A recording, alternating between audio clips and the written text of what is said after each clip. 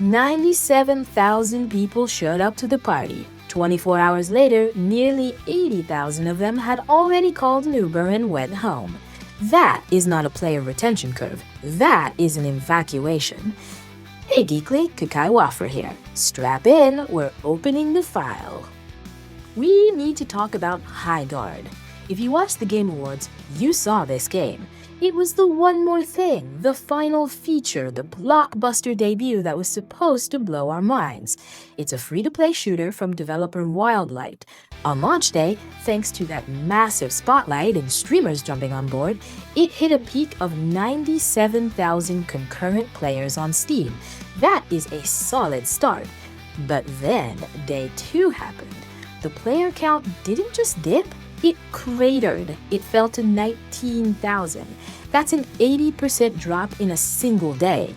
Now, before we grab the pitchforks, let's play the Corporate Defense Council for a minute. Technically, Wildlight has an argument here. They claim they never asked for this level of hype. The original plan was a shadow drop surprise. The game is out, go play, similar to how Apex Legends launched.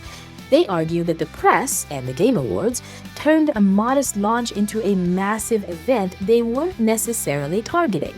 And furthermore, the developers have explicitly stated they do not need sky-high, record-breaking numbers to survive. They say they're building a game for a core audience and just want a sustainable community. And to be fair, 19,000 players is not zero.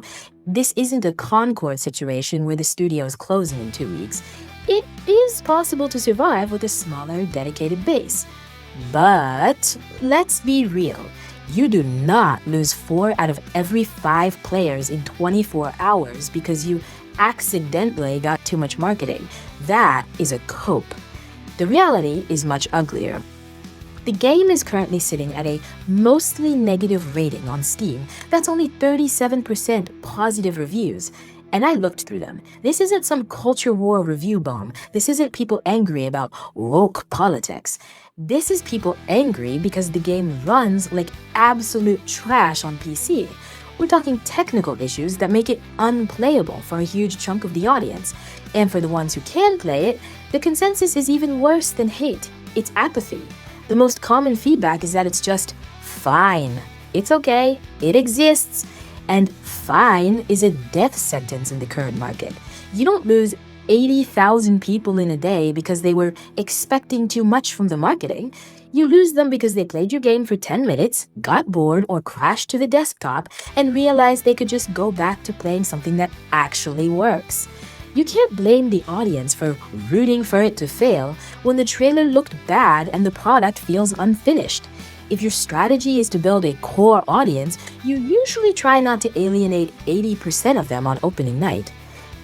Link in the description to the full breakdown. So, I want to hear from you. Is Highguard just going with growing pains and bad marketing, or is this game already dead on arrival?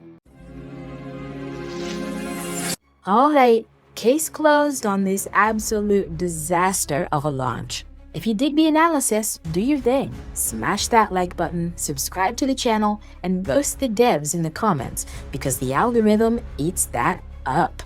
If you want to support the grind and buy me a coffee, the link is waiting for you down below. But hey, quick reality check before you go.